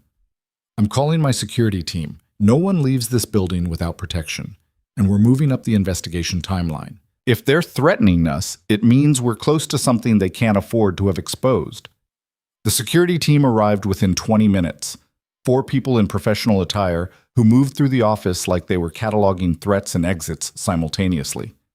The head of security was a woman in her 40s named Sarah Reeves, who listened to the situation with the kind of calm that suggested she'd handled worse. We'll set up rotating surveillance on all 3 of you, she said, and I'll need access to your investigation files. If there are specific properties we're monitoring, I want my people familiar with the layouts and potential vulnerabilities. They briefed Sarah on everything, the irregularities, the unauthorized construction, Julian's accident, the threatening message. She took notes efficiently and asked pointed questions about who had access to various systems and accounts. This feels organized, she said when they finished. Not opportunistic. Someone's been planning this operation for a while, and they have resources to make threats credible. You're dealing with professionals, not amateurs. Which means, Elara asked. Which means you need to be smart about this. No solo investigating, no sharing information outside this room, and no assuming you're safe anywhere until we know who we're dealing with. They left the office together, Lucien, Elara, Julian, and 2 security personnel. The drive to Lucien's residence felt surreal. 3 days ago, Elara had been planning a wedding to Julian. Now she was married to Lucian, and Julian was sleeping in the guest room because someone had tried to kill him. Nothing about this was going according to plan, But Alara was starting to realize that maybe plans were overrated. She'd spent 3 years carefully constructing a future that had collapsed in an evening. And in the chaos that followed, she'd found something more dangerous and more real than anything she'd planned for. A partnership with someone who saw her clearly and chose her anyway, not despite her calculating nature, but because of it. Lucienne caught her eye across the car, and something passed between them. Understanding, maybe, or just the acknowledgement that they were in this together now, for better or worse. Tomorrow, they'd investigate the properties. Tomorrow, they'd dig deeper into who was using Marrow buildings for criminal activity. But tonight, they had to sit with the reality that someone dangerous knew they were investigating and was willing to kill to protect their operation. Alara had thought she was being strategic when she proposed to Lucy Yen. She'd thought she was taking control of a situation that had spiraled beyond her reach. But as she watched the city pass by through tinted windows, flanked by security, and sitting across from two brothers who couldn't look at each other without visible tension, she realized she'd miscalculated the most important variable: how deeply she'd care about the outcome when everything went wrong. The second property looked abandoned from the outside, but Alara knew better now. She stood between Lucien and Julian in the pre-dawn darkness, watching Sarah Reeves and her team sweep the perimeter with thermal imaging equipment. 2 security vehicles were parked at either end of the block, and everyone wore earpieces that crackled with periodic status updates. "Clear on the east side," someone said through the comm system. "West side clear. No thermal signatures inside the building." Sarah nodded to them. "You've got 20 minutes. Document what you need and get out. We don't know if anyone's monitoring these properties remotely." They entered through a side door that should have been sealed. The lock had been professionally picked, then replaced with something that looked intact from the outside but opened easily with the right tools. Inside, the building was dark and cold, their flashlights cutting narrow beams through the dusty air. This property was supposed to be empty, cleared for renovation. But Alara immediately noticed the same markers she'd found at the first location: new construction in a building that shouldn't have seen any recent work, a reinforced door at the back of the main floor, fresh concrete patches on the basement stairs, electrical work that was far too sophisticated for a building scheduled for demolition. "Someone's running power here," Julian said, pointing to a junction box that showed signs of recent use. "That line shouldn't be active. We cut utilities to this property 3 months ago." Lucien photographed everything while Alara sketched the layout, noting which walls were original and which had been added recently. The reinforced door led to what had probably been storage space, but someone had converted it into something else: a secured room with climate control and new ventilation that routed to a concealed exhaust system. "This is professional work," Alara said. "Whoever did this knows how to make modifications that won't show up on basic inspections." "Can you tell what they're storing?" Julian asked. "Not without opening that door, and I'm not doing that without knowing what's inside." They continued documenting the ground floor and basement, finding more evidence of the parallel operation Julian had been tracking. Someone had essentially created a facility within the building, using the scheduled demolition as cover for construction that should have raised immediate red flags. "Time's up," Sarah's voice came through their earpieces. "We've got a vehicle approaching from the north. You need to exit now." They moved fast, slipping out the side door and into the waiting security vehicle. Alara caught a glimpse of headlights turning onto the street as they pulled away, and she felt her heart hammering against her ribs. That had been too close. "Did you get what you needed?" Sarah asked. "Enough to confirm the pattern," Lucien said. "Same modifications, same professional construction. This isn't random." They visited 2 more properties before the sun came up, finding identical evidence at each location. Someone had systematically converted sealed Marrow properties into secured facilities, and the level of coordination required suggested this wasn't a small operation. By the time they returned to Lucien's residence, Alara was exhausted and wired simultaneously. She had pages of sketches, hundreds of photographs, and a growing certainty that they were dealing with something far bigger than corporate fraud. Julian collapsed onto the couch in Lucien's living room, looking worse than he had the day before. "We need to figure out what they're storing in those rooms. That's the key to understanding who's behind this." "We're not breaking into secured storage without knowing what we're dealing with," Lucien said. "That's how people get killed." "Someone already tried to kill me. I think we're past the point of being cautious." Being cautious is how we stay alive long enough to actually solve this. Alara left them arguing and went to the kitchen, needing coffee and distance from the tension. She found Catherine there, somehow already at work despite the early hour, reviewing documents on a tablet. "Mrs. Marrow," Catherine said, "can I get you anything?" "Just coffee, and you can call me Alara." Catherine poured 2 cups and handed one over. "How are you managing? This isn't exactly the honeymoon period most newlyweds experience." "I'm managing. It helps that I didn't have romantic expectations going in." Mr. Marrow mentioned the marriage was strategic, but I've worked for him for 8 years, and I've never seen him bring someone into his operations like this.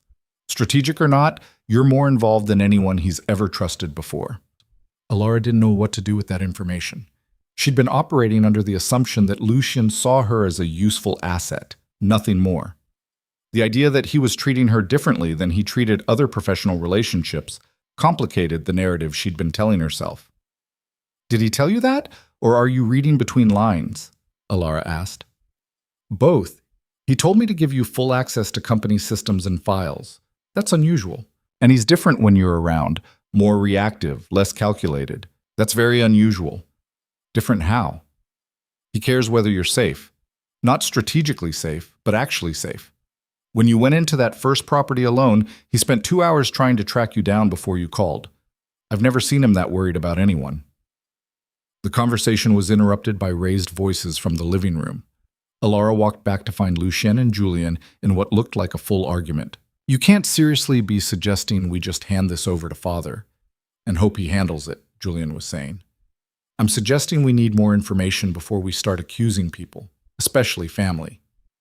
Father has access to every system that's been compromised. The timing matches his schedule. What more information do you need? Proof that he's actually involved instead of just circumstantial evidence that could point to a dozen different people." Alara set her coffee down. "What if you're both wrong?" They turned to look at her. "What if it's not Malcolm, but it's also not some external operation?" She continued. "What if someone in the family is using Malcolm's access codes because they know it will create exactly this kind of confusion?" Lucien went very still. "Who?" "I don't know, but think about it. If you wanted to run an illegal operation using company resources, you'd want plausible deniability. Using the Patriarch's codes creates that. If you get caught, suspicion falls on Malcolm first. And if Malcolm denies involvement, it looks like he's covering up." Julien sat down slowly. "That's actually brilliant, diabolical, but brilliant. Which means we need to figure out who else might have access to Malcolm's authorization codes," Lucien said. "Catherine, get me a list of everyone who's worked in executive administration in the last year, anyone who might have had access to Malcolm's systems." Catherine made notes. "That's going to be a long list." "Then start with people who have architectural or construction knowledge. Someone had to design those modifications, and they're too professional to be random contractor work." Alara felt something click in her mind, a pattern she'd been seeing but hadn't fully processed until now. The modifications weren't designed by an architect. They were designed by someone who understands security systems and controlled environments. "This is engineering, not architecture." "What's the difference?" Julien asked. "Architects design for aesthetics and function within regulations. Engineers design for specific technical requirements. Those secured rooms weren't built to look good or meet building codes. They were built to maintain precise environmental conditions and keep people out. That's engineering." Lucien pulled up personnel files on his tablet. "Who in the family has engineering background?" They went through the list systematically. Diana had studied art history. Malcolm had a business degree. Julien had studied economics. Lucien had studied business and law. Most of the extended family worked in finance or real estate. "There's no one with engineering expertise," Julien said, "which means either we're wrong about the connection or someone hired engineers and used company resources to pay them," Alara finished, "which would show up in the accounts as legitimate consulting fees." Lucien was already pulling up financial records, searching for engineering consultants. What he found made them all go quiet. "There," he said, pointing to a series of payments. "Environmental engineering consulting. 12 payments over the last 8 months, all authorized through Malcolm's executive account, all paid to a firm called Apex Technical Solutions." "I've never heard of them," Julien said.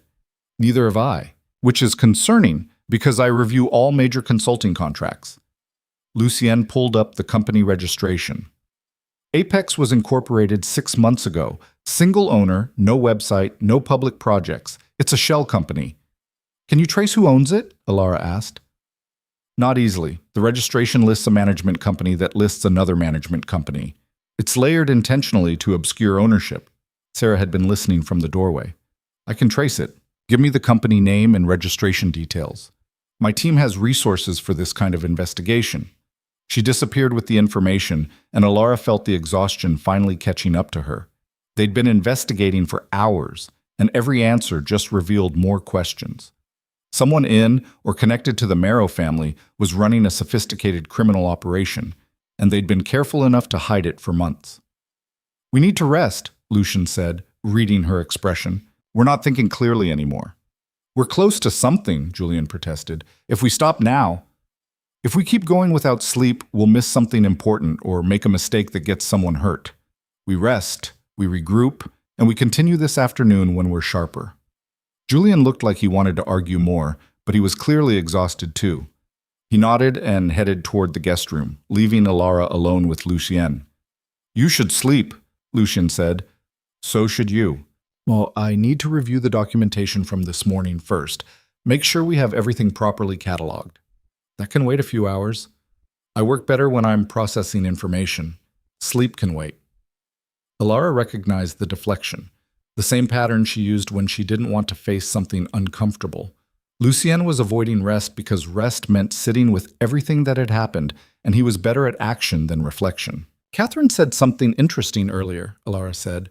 She mentioned you were worried about me. Specifically worried, not strategically concerned. Lucien's expression went carefully neutral. Catherine talks too much. She talks enough. Were you worried?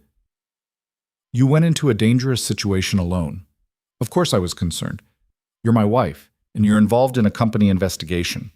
Your safety affects multiple interests. That's a very clinical way of saying you were scared something might happen to me. I don't get scared. I assess risks and mitigate them. Everyone gets scared, Lucien.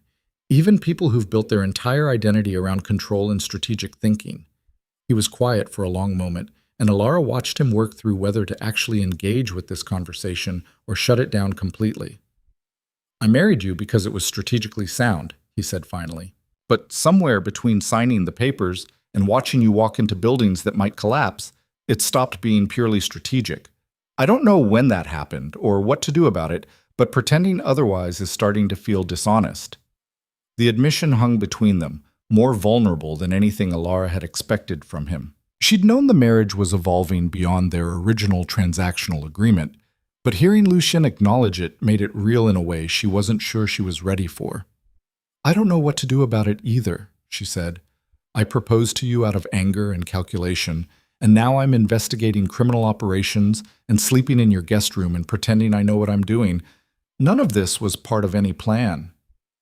Do you regret it? Alara considered the question honestly. No. I regret how it started, and I regret that people got hurt, but I don't regret where we ended up. Does that make sense? Unfortunately, yes. They looked at each other across the living room, and Alara felt the careful distance they'd maintained start to dissolve.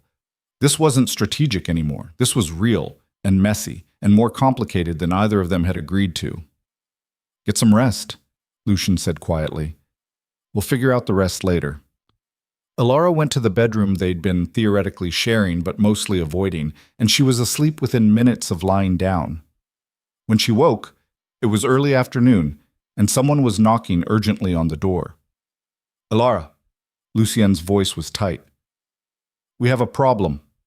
She found him in the office with Sarah, both of them looking at a laptop screen. Julian was there too, pale and tense. What happened? Alara asked. Sarah traced the ownership of Apex Technical Solutions, Lucien said.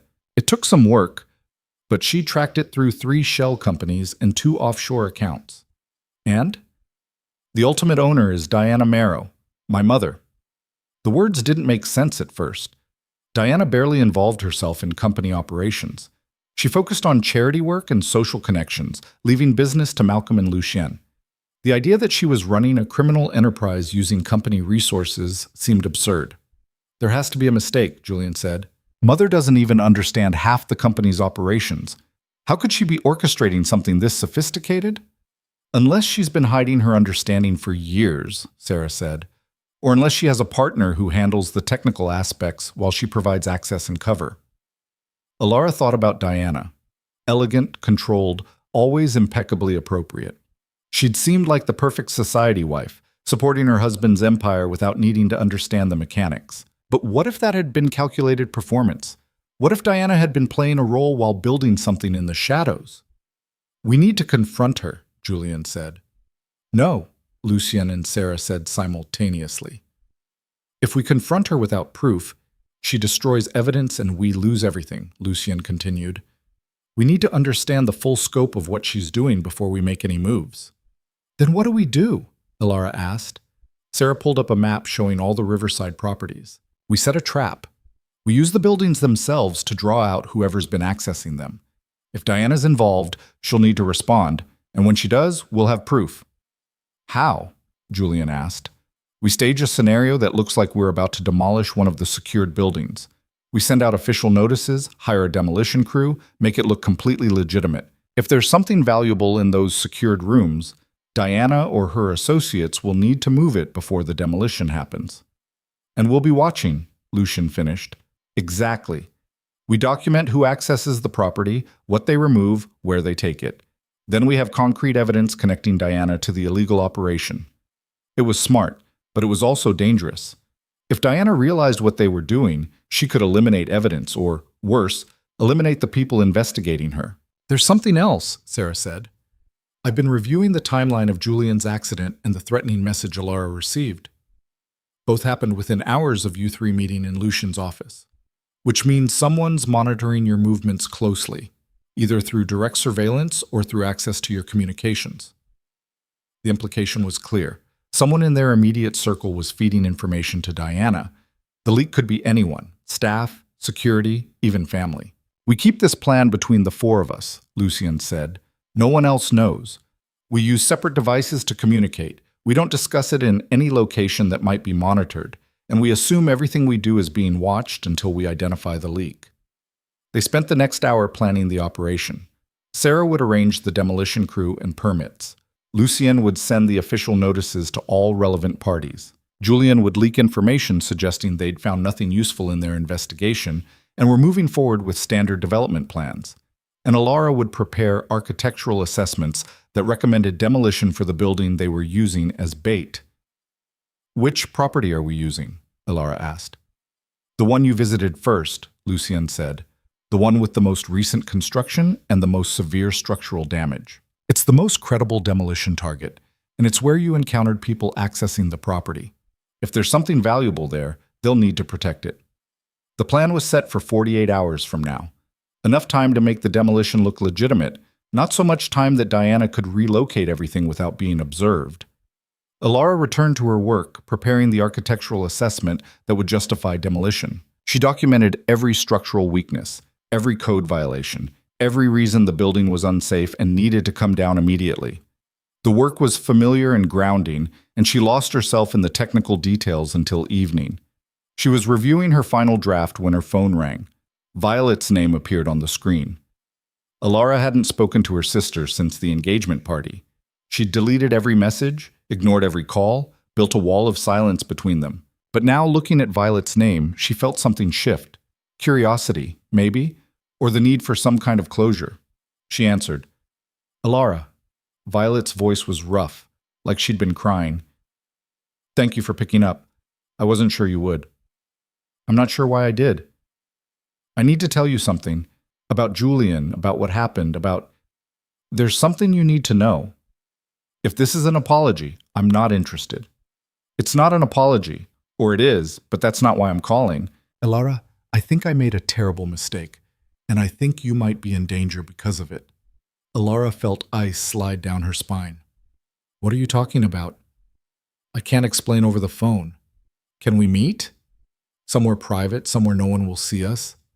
Every instinct Alara had screamed that this was a trap. But Violet sounded genuinely frightened, and the timing was too coincidental to ignore. Fine, where? There's a coffee shop on the east side near the old textile district, corner of Madison and 8th. Can you be there in an hour? I'll be there. She hung up and found Lucien in his office, still reviewing financial documents. When she told him about the call, his expression went dark. You're not going alone. I wasn't planning to, but I need to hear what she has to say. This could be bait to draw you out. I know, but what if it's not? What if Violet knows something about Diana's operation? Lucien considered it, then nodded. We go together. Sarah provides backup, and if anything feels wrong, we leave immediately.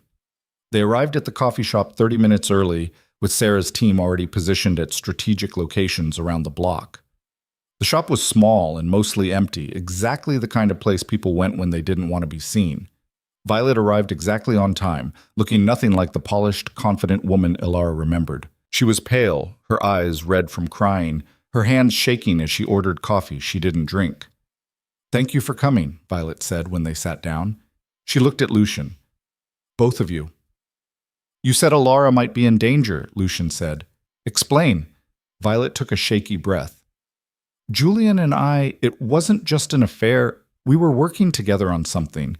He was investigating irregularities in the Marrow accounts, and he needed someone outside the family to help document certain things. I have a gallery, I work with artists and collectors, I understand how to move valuable items discreetly. He thought I could help. Help with what? Ilara asked. He wanted to catch whoever was using Marrow properties for illegal storage. He thought if we could track what was being stored and where it was going, we could identify who was running the operation.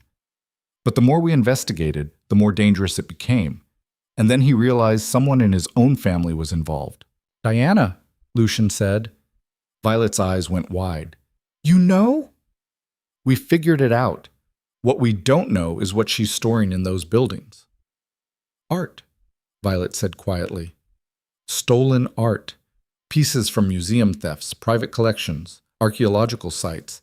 She's been using the Marrow properties as secure storage while she arranges sales to private collectors. The engineering modifications you found, those are climate-controlled vaults designed to preserve valuable pieces. Ilara felt the final piece click into place. Art theft was a multi-billion-dollar criminal industry, and Diana had the perfect cover. A wealthy socialite with connections to museums, galleries, and private collectors worldwide. No one would question her attending auctions or visiting collections, and using her husband's company to provide secure storage was brilliantly ruthless. How long has this been going on? Lucien asked. Years. Maybe a decade. Julian found records going back at least that far.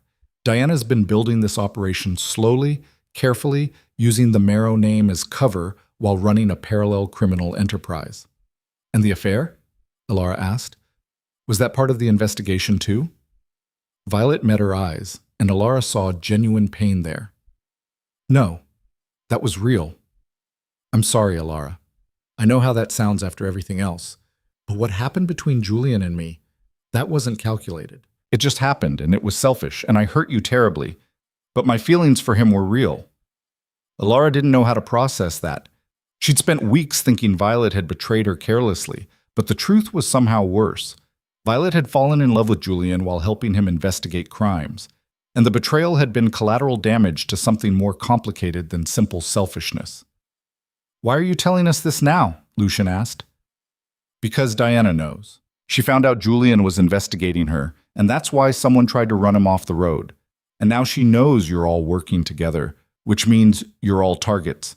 I'm telling you because I don't want anyone else getting hurt, because I helped Julian dig into something we couldn't control. Does Julian know you're here? Ilara asked. No. He thinks I'm done helping, that I'm too scared to stay involved. But I needed you to know what you're actually dealing with. Diana isn't going to let you expose her. She'll destroy evidence, eliminate witnesses, and burn everything down before she lets this operation get exposed. Lucien stood. We need to move up our timeline. If Diana knows we're investigating, she's already working to protect herself. Sarah, how fast can you get that demolition set up? Sarah, listening through her earpiece, replied immediately. 12 hours if we push it, but that gives Diana very little time to respond. That's the point. We force her hand before she can eliminate evidence. They left the coffee shop and drove straight back to Lucien's residence, where Julian was waiting. When they told him what Violet had revealed, he looked stricken. I should have told you she was helping me investigate, but I was trying to protect her, keep her out of it if everything went wrong. She's already in it, Lucien said. We all are. Now we need to finish this before Diana realizes we know exactly what she's doing. They worked through the night, coordinating the demolition, positioning Sarah's surveillance team, preparing for every possible scenario. By dawn, everything was in place. The demolition crew would arrive at the Riverside property in 6 hours. Diana would receive official notice in 4 hours, and they would be watching every move she made in response. Alara stood at the window, watching the sun rise over the city, and felt the weight of what they were about to do. They were preparing to expose Lucien's mother as a criminal, to destroy his family's reputation, to unravel years of carefully constructed lies. And once they started, there would be no going back. Lucien appeared beside her, looking exhausted but focused. Are you ready for this? No, Alara said honestly, but I don't think we have a choice anymore. We always have choices. We're just making the hard ones instead of the easy ones. Is that what this is? A hard choice? It's the right choice. Doesn't mean it's not hard. 4 hours later, the official demolition notice was sent to all relevant parties, including Diana Marrow. And then they waited, watching the surveillance feeds, monitoring the property, looking for any sign that Diana would take the bait. They didn't have to wait long. Within 2 hours of receiving the demolition notice, Diana Marrow made her move. Sarah's surveillance team reported a black SUV arriving at the Riverside property at 11:30 in the morning, followed by a moving truck 15 minutes later. Diana herself wasn't there, but 3 men in professional attire were, and they moved with the efficiency of people who'd done this before. Alara watched the surveillance feed from Lucien's office, her stomach tight with anticipation. This was it. They were about to get the evidence they needed to prove Diana's involvement in art theft and illegal operations using company resources. They're accessing the secured room now, Sarah reported through the comm system. 2 men inside, one supervising the truck. They're removing crates. Can you see what's in them? Lucien asked. Negative. Everything's packed and sealed, but the way they're handling them suggests valuable contents. They're being extremely careful. Julian stood near the window, watching the city without really seeing it. He'd been quiet since learning his mother was behind the operation, processing the reality that his entire family was more fractured than he'd realized. How long do we let this continue before we move in? He asked.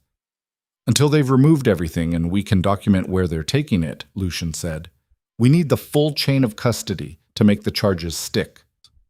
The men worked for 90 minutes, removing 7 large crates from the secured room and loading them into the truck. Sarah's team photographed everything, documented the license plates, and tracked the men's movements with precision. When the truck finally pulled away, 2 unmarked vehicles followed at a careful distance. Now we wait, Sarah said. Let them lead us to wherever they're storing the art, and then we bring in the authorities. But 15 minutes later, Sarah's voice came through the comm system again, tight with tension. We have a problem. The truck just stopped at the Marrow estate. They're unloading the crates there. Alara felt her blood go cold. Diana was bringing stolen art directly to the family home, which meant she either felt completely secure in her operation or she was preparing for something drastic. She's destroying evidence, Lucien said. She's going to claim the art is part of the family's private collection, make it impossible to prove it was stolen. Or she's going to move it somewhere else entirely and use the estate as a temporary staging point, Julian added. Either way, we need to move now before we lose everything. Lucien made the call. Sarah, contact the authorities. Give them everything we have. And get your team to the estate immediately. I want every exit monitored. They drove to the Marrow estate, with police following behind, a surreal convoy of family crisis and law enforcement that Alara had never imagined being part of. The gates were open when they arrived, as if Diana had been expecting them. They found her in the main salon, sitting calmly with a glass of wine, looking like she was hosting an afternoon social event rather than being confronted with evidence of years of criminal activity. The crates from the Riverside property were nowhere visible. Lucien, Diana said pleasantly. And Julian. And Alara. How lovely to see you again. I heard congratulations are in order on your marriage. though I must say the circumstances were somewhat unconventional. "Where's the art, Mother?" Lucien asked. Diana's expression didn't change, but something flickered in her eyes. "I'm afraid I don't know what you're referring to." "The stolen art you've been storing in company properties. The operation you've been running for years using Father's access codes and company resources. The art that was just delivered here from the Riverside building. You're making serious accusations based on what evidence exactly?" Sarah stepped forward. "Based on surveillance footage of your associates removing 7 crates from a secured facility in a Marrow property. Based on financial records showing payments to shell companies you own. Based on documentation of unauthorized construction in sealed buildings designed specifically for climate-controlled art storage." Diana set down her wine glass carefully. "I see. And you think this evidence proves what, exactly?" "That you've been running an international art theft operation," Julian said. "That you've been using our family's company as cover while stealing and selling pieces worth millions. That you tried to have me killed when I got too close to exposing you." For the first time, Diana's composure cracked. "I never authorized violence against you. That was—" She stopped, realizing she'd just confirmed her involvement. "That was what?" Lucien asked quietly. "That was your associates acting without permission? That was collateral damage you didn't intend?" Diana stood, and Alara saw the woman beneath the society polish, someone calculating, cornered, and still looking for an exit strategy. "You have no idea what you're interfering with," Diana said. "This operation provides security for this family in ways you can't comprehend. The art world is built on wealth preservation and discrete transactions. I've been protecting our assets while your father threw money at legacy properties that bleed value." "You've been committing felonies," Lucian corrected, "and using company resources to do it, which means you've implicated all of us." "Only if anyone can prove the art is stolen, which will be remarkably difficult since the pieces are now part of our private collection, properly documented and acquired through legitimate channels according to all available records." She'd already covered her tracks. The art that had been removed from the Riverside property was now integrated into the estate's collection, with documentation that would be nearly impossible to disprove without extensive investigation. "You planned this," Alara said suddenly. "The demolition notice, you knew we'd be watching. You moved the art here specifically so you could claim it was always part of the family collection." Diana smiled, and it was cold. "You're quite clever, Alara. I can see why Lucien married you, strategy and all. Yes, I knew you were investigating. I knew you'd try to trap me with the demolition, so I used your trap against you. The art is now legally mine, documented and defended, and there's nothing you can do about it without years of litigation that will destroy this family's reputation and company value." "Unless we have proof it was stolen before you moved it here," Sarah said. She nodded to one of her team members, who brought out a tablet. "Unless we have photographs of these specific pieces from museum theft reports, private collection inventories, and archaeological documentation showing they were illegally removed from protected sites. Unless we have testimony from the people you hired to move them, who are currently being interviewed by federal authorities and are remarkably willing to cooperate in exchange for reduced charges." Diana's expression went very still. "You can't prove chain of custody. You can't prove those pieces in those photographs are the same pieces now in my collection. We can if they're still in the original crates with transportation documentation," Sarah said. "And we can if there are serial numbers, authentication marks, or distinctive features that experts can verify. The art world keeps very detailed records, Mrs. Marrow. Almost as detailed as the records you kept of your transactions."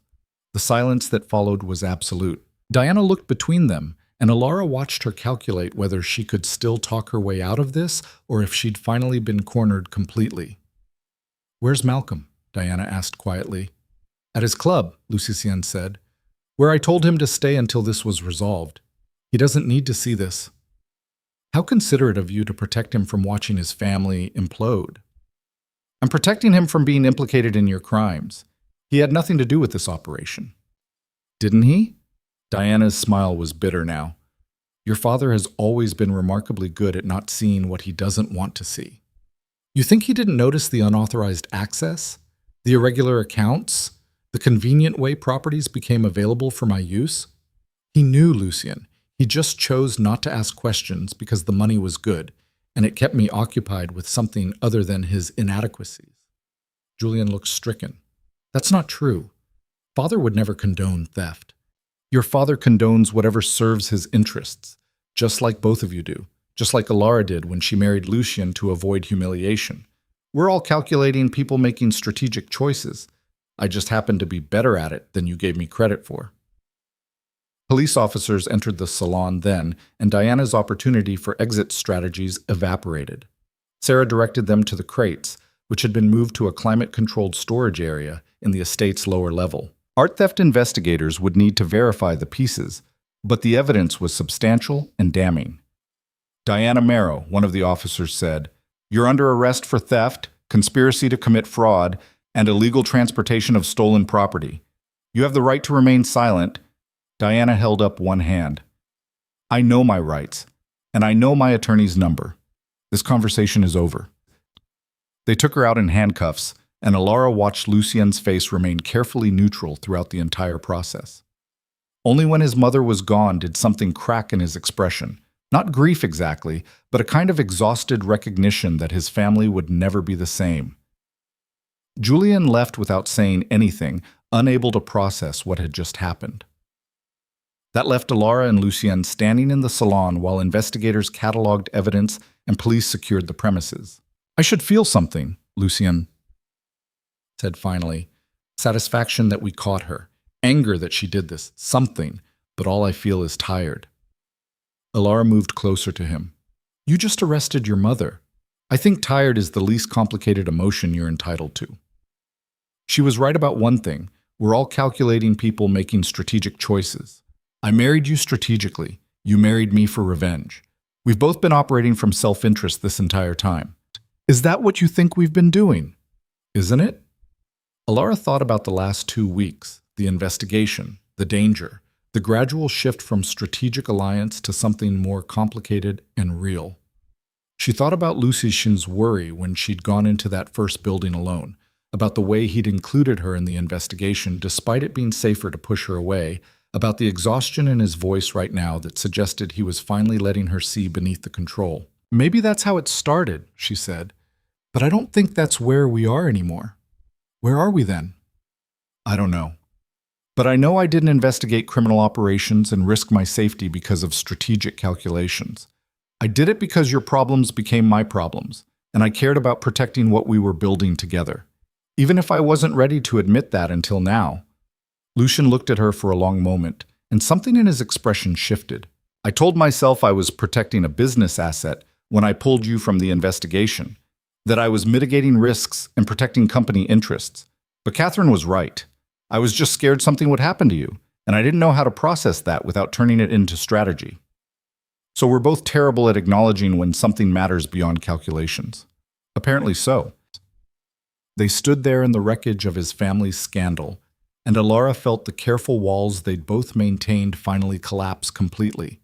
This marriage had started as transaction and revenge, but somewhere between the anger and the investigation and the gradual trust, it had become something neither of them had planned for. "What happens now?" Alara asked. "Now we deal with the fallout.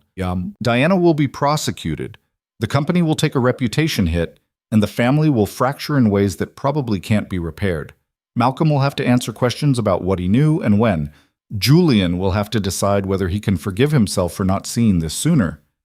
And we figure out what we actually want this marriage to be now that we're not running on crisis and strategy." Lucien nodded. "That sounds terrifying." "It is, but also maybe better than the alternative." The investigation and prosecution took months. Diana pleaded guilty to multiple counts of art theft and fraud in exchange for a reduced sentence, but she was still facing years in federal prison. The art was returned to its rightful owners, though some pieces had been sold to private collectors who fought to keep them, claiming they'd purchased in good faith. Malcolm retired completely from the company, unable to face the reality that his wife had been running a criminal empire while he'd ignored the signs. He and Diana were divorcing, and the proceedings were ugly and public.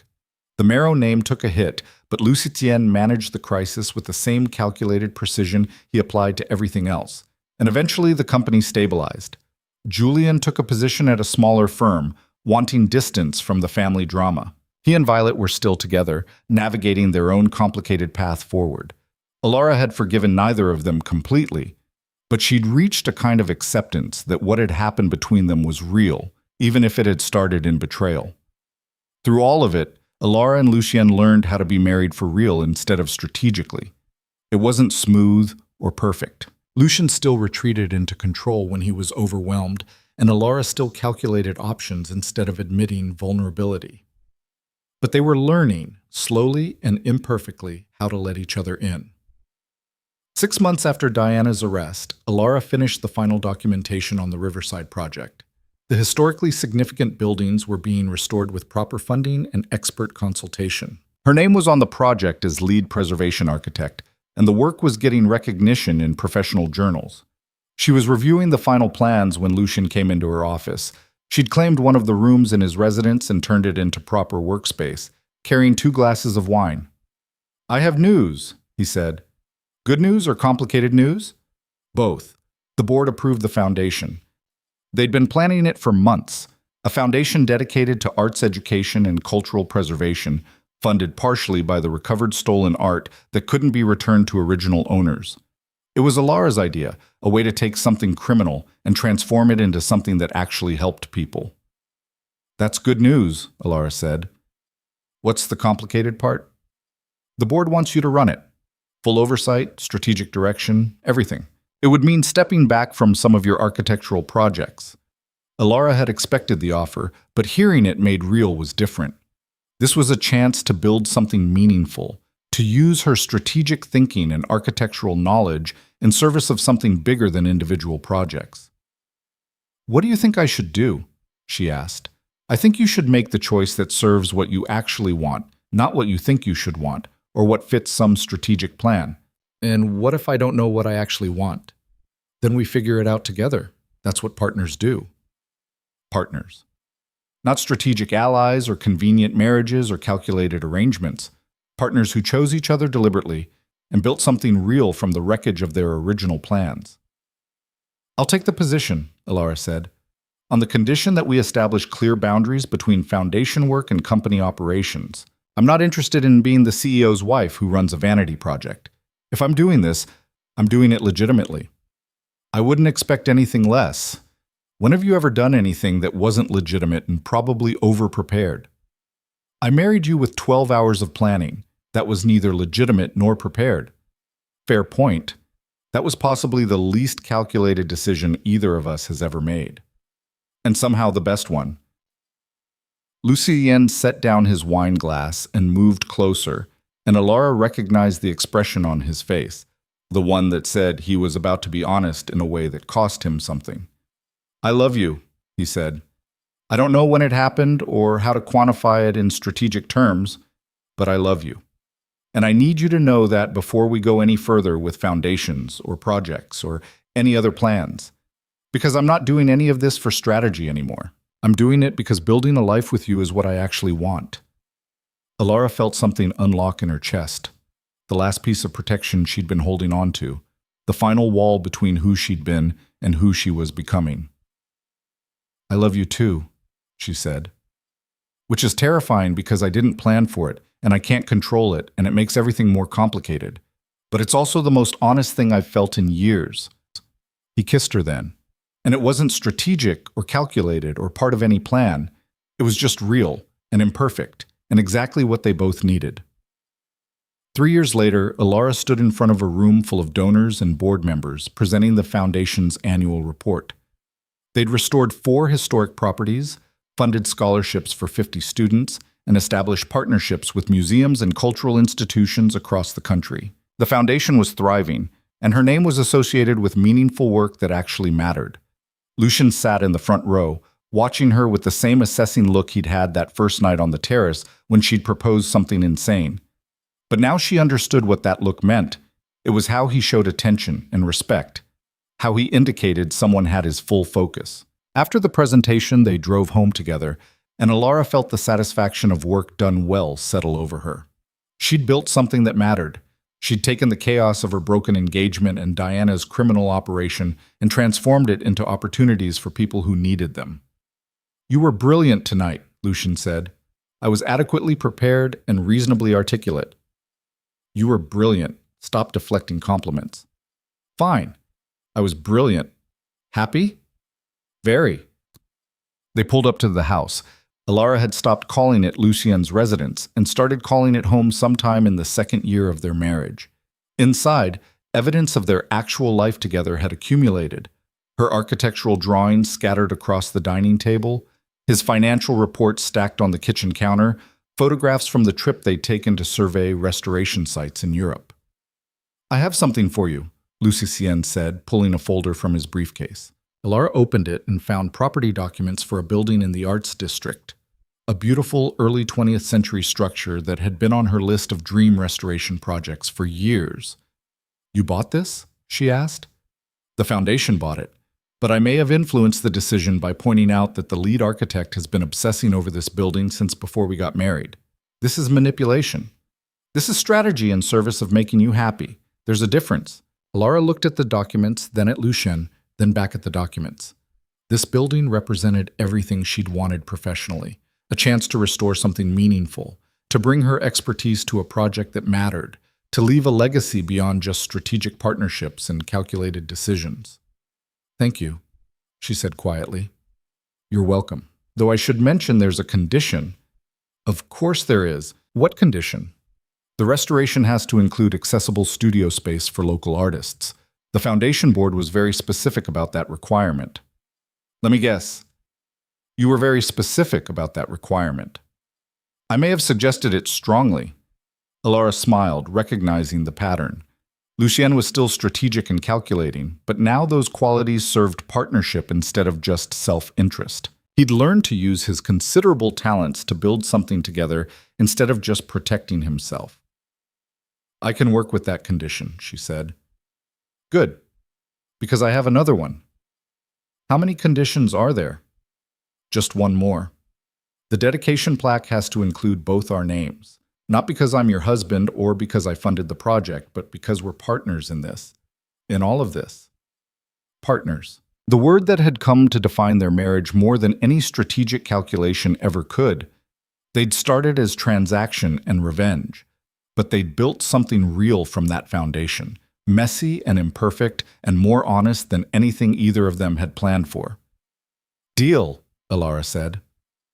That night, lying in bed with Lucien's arm around her and restoration plans already forming in her mind, Alara thought about the engagement party 3 years ago. She thought about watching Julien touch Violet and feeling her careful plans collapse.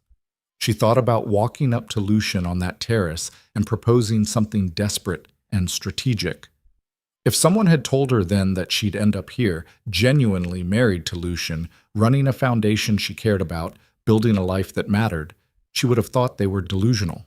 None of this was what she'd planned. It was better. Are you thinking strategically about the restoration project? Or are you just not sleeping? Lucien asked quietly. Both. Also thinking about how nothing turned out the way I expected. Is that a complaint? No, it's an observation. I planned a safe, appropriate marriage to Julien. I ended up with a complicated, messy marriage to you, and somehow the second option is infinitely better than the first ever would have been. Because you're a terrible judge of what you actually want? Because I'm better at strategy than I am at acknowledging what I need. But I'm learning. We're both learning. Lucien pulled her closer, and Alara felt the security of being chosen deliberately, not as strategic advantage, but as genuine partnership. They'd built this together from crisis and calculation, and it had become something neither of them had expected. Real love that survived imperfection and actually meant something. I have one more confession, Lucien said. Should I be worried? Probably. That night you proposed to me, I knew you were using me for revenge. I knew it was strategic and desperate and possibly the worst foundation for a marriage anyone had ever suggested. And you said yes anyway. Because I saw something in you that I recognized. Someone who was done being appropriate and safe. Someone who was ready to burn everything down and rebuild from the ashes. I didn't fall in love with you that night, but I saw the potential for it. And I was right. Alara turned to face him in the darkness, seeing the man who'd agreed to marry her strategically and then spent 3 years learning how to love her honestly. We're both terrible at this, she said. At what? at being married, at being vulnerable, at admitting we care about things beyond strategic advantage. We're both disasters at actual human connection. True, but we're disasters together, which somehow makes it work. That's not how marriage is supposed to work. Maybe not, but it's how our marriage works, and that's enough. He was right. This wasn't the perfect love story or the fairy tale ending.